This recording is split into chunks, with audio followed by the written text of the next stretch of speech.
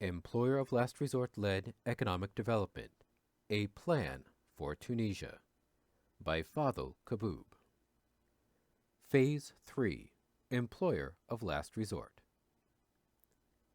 This is an Employer of Last Resort program to employ anyone who is ready, willing, and able to work, which are approximately 432,900 people. This figure includes the 216,450 people from the Heads of Household Employer of Last Resort and 12 months plus Employer of Last Resort program, so the total estimates would be inflated as well. Footnote 7. Here, we are making the implicit assumption that the Employer of Last Resort program and its multiplier effect do not create new private sector jobs, and that private sector jobs simply grow along with the number of new entrants into the labor force. In reality, however, we do expect Employer of Last Resort to have a positive multiplier effect on private sector growth that would absorb new entrants into the labor force, and that the private sector will, in fact, hire away some of the Employer of Last Resort workers. End footnote. Once again, this is justifiable since we expect the Employer of Last Resort to draw many people away from informal markets and into the labor force given the improved working conditions and social benefits offered by the program. This is the final stage of implementation, which will also be a crucial phase for the Employer of Last Resort administration and will test its ability to manage the program both logistically at the local implementation level and macroeconomically in terms of policy coordination between fiscal and monetary policy. We estimate the financial cost of each one of these three phases: Heads of Household Employer of Last Resort, 12 months plus Employer of Last Resort, and the Employer of Last Resort. The estimation is based on the 2004 unemployment rate of 13.9%. 432,900 unemployed persons, and assumes that the number of people unable to find work in the non-Employer of Last Resort sector will remain constant throughout the 6 years of implementation. This assumption will exaggerate the true costs of the Employer of Last Resort, but we are willing to use it for the sake of argument.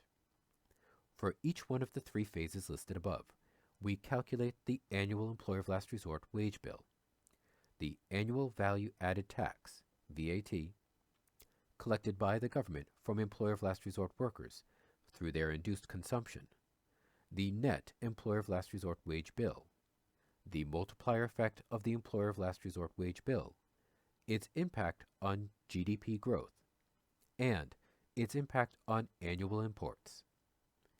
We assume that the administrative cost of the Employer of Last Resort will be absorbed by the current budget devoted to the Solidarity Network, so our estimates will be more or less close to the real cost of implementation of the Employer of Last Resort.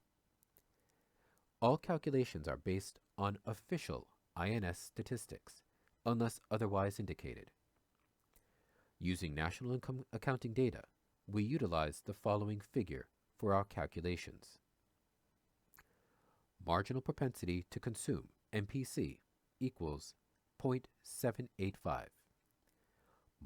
Marginal propensity to import, MPM, equals 0.478.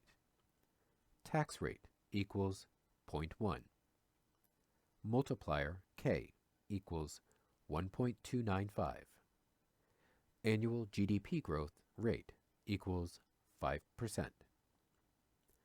Initial GDP level equals 35 billion Tunisian dinar. Assuming an Employer of Last Resort wage structure such as wage W sub 1, skilled workers, post-secondary education, technical training, or an equivalent amount of prior work experience, earn 3 times SIMG 40 equals 569.4 Tunisian dinar per month. Wage sub 2, semi-skilled workers, secondary education, some work experience, perhaps need some additional training. Earn 2 times MIG 40 equals 379.6 Tunisian dinar per month. And W sub 3, unskilled workers, no education, primary school education, no training. Earn SMIG 40 equals 189.8 Tunisian dinar per month. This categorization allows us to distinguish in 2 income categories for the employer of last resort pool. Income category 1 earns W sub 1, 400 to 600 Tunisian dinar per month, and income category 2 earns W sub 2 and W sub 3, less than 400 Tunisian dinar per month. Following Kaleki's proposition that workers spend what they get, we will assume that employer of last resort workers will spend all their income and therefore will not save. Footnote 8. This is a reasonable assumption, given that the wage structure is relatively low, especially for those earning SMIG 40. End footnote. We will now use the Household Survey, INS 2000, to group the consumption categories according to the corresponding value-added tax, VAT rate. Table 1 shows that, for instance, income category 1 spends 54.5% of its income on consumption goods, with a 0% value-added tax, whereas income category 2 spends 58.6% on those goods. Consequently, we can determine the annual value-added tax paid by each employer of last resort beneficiary in each income category. This will allow us later to calculate the net annual employer of last resort wage bill. Thus, employer of last resort workers who earn what W sub 1 would pay 71.09 Tunisian dinar per month in value-added tax, and those who earn W sub 2 would pay 40.12 Tunisian dinar, whereas those who earn W sub 3 would only pay 20.06 Tunisian dinar per month in value-added tax. Of course, our analysis here does not suggest that value-added tax collected by the government would finance the employer of last resort program, but rather we simply want to get a close estimate of the financial impact of the employer of last resort in Tunisia, given that in developing countries like Tunisia, value-added tax plays a crucial role in the fiscal system, as opposed to industrialized countries where income tax plays a much more prominent role. Footnote 9. See Bakouche, 1994. End footnote. The above assumptions about the employer of last resort wages raise the question of wage adjustment. We will assume that the employer of last resort wages are constant for the purposes of this cost estimation exercise. But in reality, employer of last resort wages will be adjusted in accordance with the normal minimum wage socio-political bargaining process. Thus, we expect the employer of last resort wage structure to rise over time. The 3-tier employer of last resort wage structure is not part of the traditional employer of last resort literature. It is introduced here to fit the particular socio-cultural expectations of the Tunisian labor market.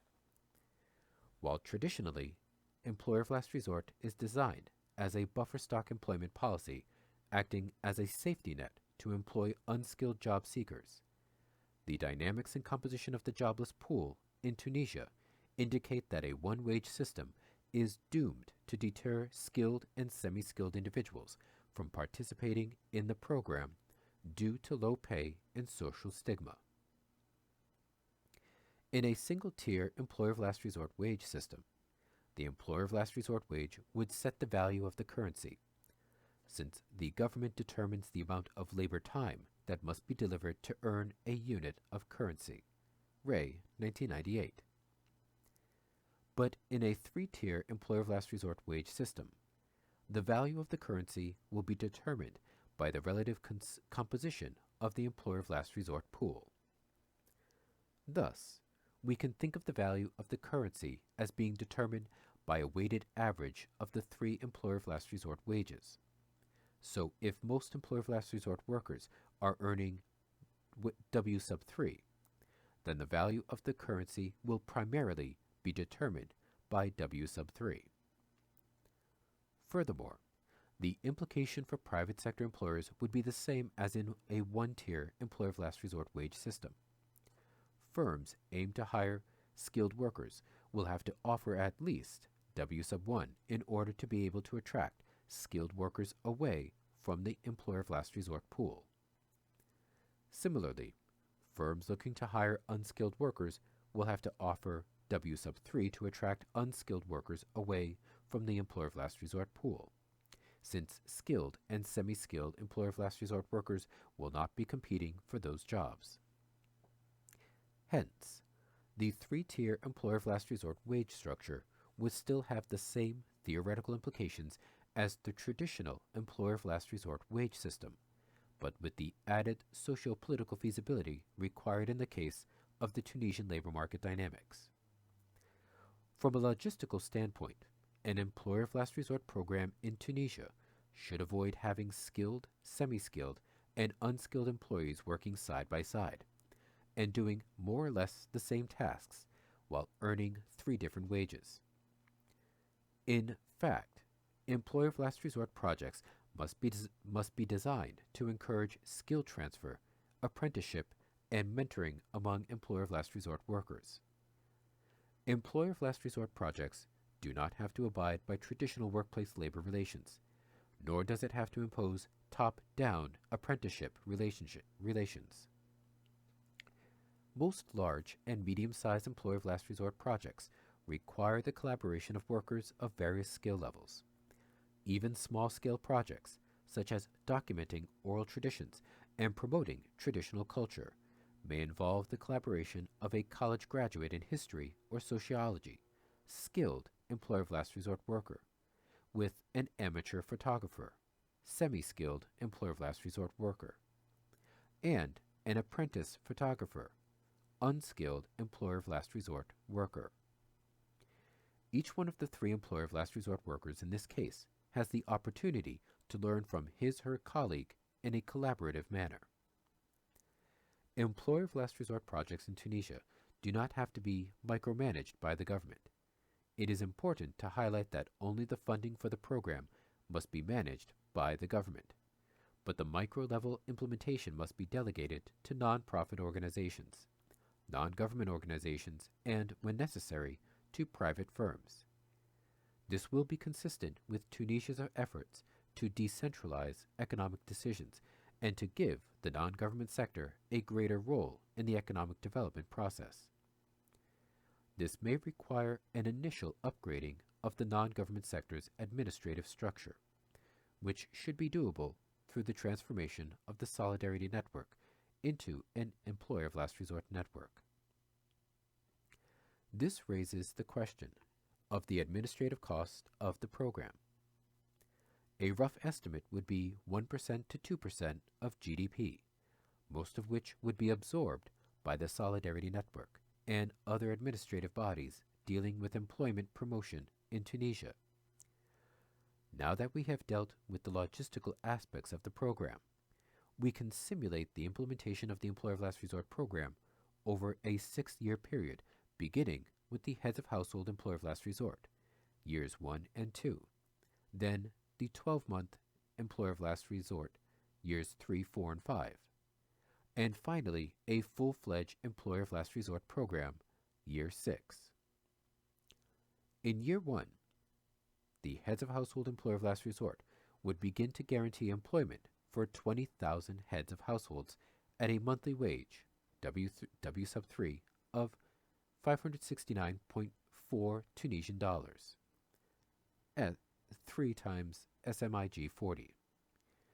This means that the annual Heads of Household Employer of Last Resort wage bill would be 136.65 million Tunisian dinar, or 0.38% of GDP, as shown in 1.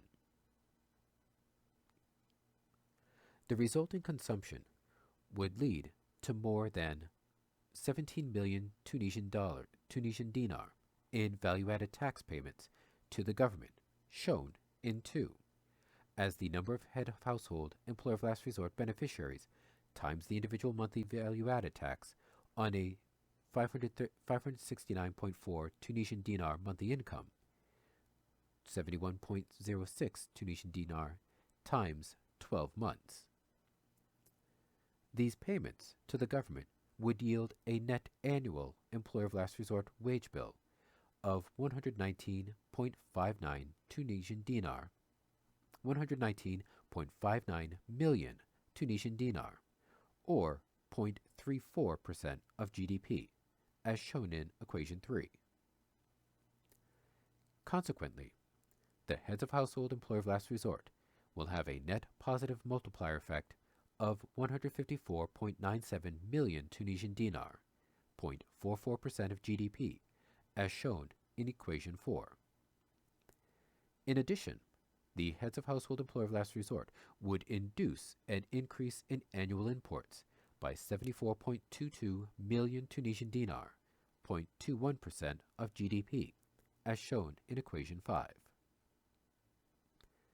Similarly, the calculations made in equations 1 through 5 are used to make calculations for years 2, 3, 4, 5, and 6. In year 2, the net annual heads of household employer of last resort wage bill being the same, 119.59 million Tunisian dinar, but now representing only 0.32% of GDP, as opposed to 0.34% in year 1. Similarly, the multiplier effect in year 2, 154.97 million Tunisian dinar, represents 0.41% of GDP and leads to an increase in imports of 0.2% of GDP. In year 3, the 12-month employer of last resort would be introduced and would employ anyone who has been unemployed for more than 12 months. This represents 50% of the unemployed in Tunisia, 216,450 people.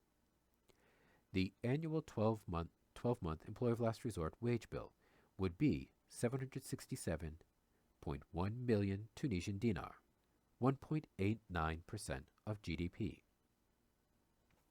The induced consumption from 12-month employer of last resort workers earning wage sub 1, 20,350 workers, those earning wage sub 2, 79,650 workers, and those earning wage sub 3, 116,450 workers, would generate a total annual value-added tax of 83.75 million Tunisian dinar, 0.2% of GDP, thus giving us a net 12-month employer of last resort wage bill of 683.34 million Tunisian dinar, 1.69% of GDP. The resulting multiplier effect would reach 957.03 million Tunisian dinar, 2.36% of GDP, and would induce a 398.44 million Tunisian dinar increase in imports, 0.98% of GDP. Years 4 and 5 would have the same net annual wage bill of 683.34 million Tunisian dinar, but representing 1.57% of GDP and 1.47% of GDP respectively, thanks to the additional GDP growth brought by the multiplier effect of 2.2% and 2.05% respectively in years 4 and 5. Similarly, imports would also grow by 0.91% and 0.85% of GDP in years 4 and 5 respectively. Finally, in year 6, a full-fledged employer of last resort program would be implemented to benefit 432,900 people, 40,700 of whom would earn wage sub 1, 159,300 would earn wage sub 2, and 232,900 would earn wage sub 3. The resulting annual employer of last resort wage bill would be 1.53 billion Tunisian dinar, 3.08% of GDP, with induced value-added tax payments of 167.5 million Tunisian dinar, 0.33% of GDP. Therefore, giving us a net annual employer of last resort wage bill of 1.36 billion Tunisian dinar, 2.74% of GDP. Consequently, the multiplier effect would generate an increase in GDP by 1.82 billion Tunisian dinar, 3.67% of GDP, with a 617.98 million Tunisian dinar increase in imports, 1.24% of GDP. The results shown in Table 2 may only change if the number of participants in the program fluctuates.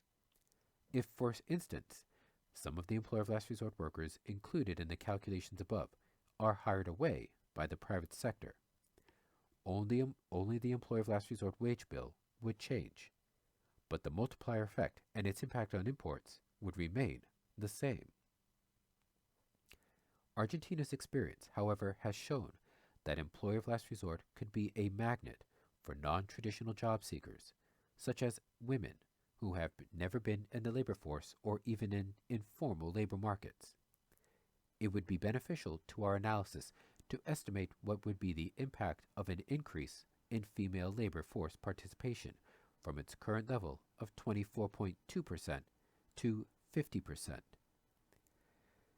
If we assume that the employer of last resort would induce an increase in female labor force participation to 50%, this means that there would be an additional 700,000 job seekers in the employer of last resort pool.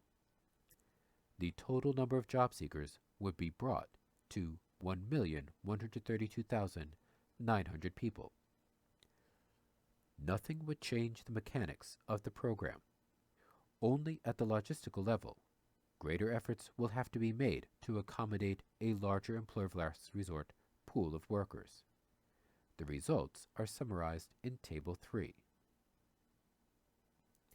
Despite the fact that we have purposefully overestimated the cost of financing the program by assuming that it would attract more people from the informal labor market, our estimates still show that full employment is not only affordable, even from a sound finance perspective, but it does also generate significant additional GDP growth, exceeding 3% by year 6. See Table 2. Footnote 10.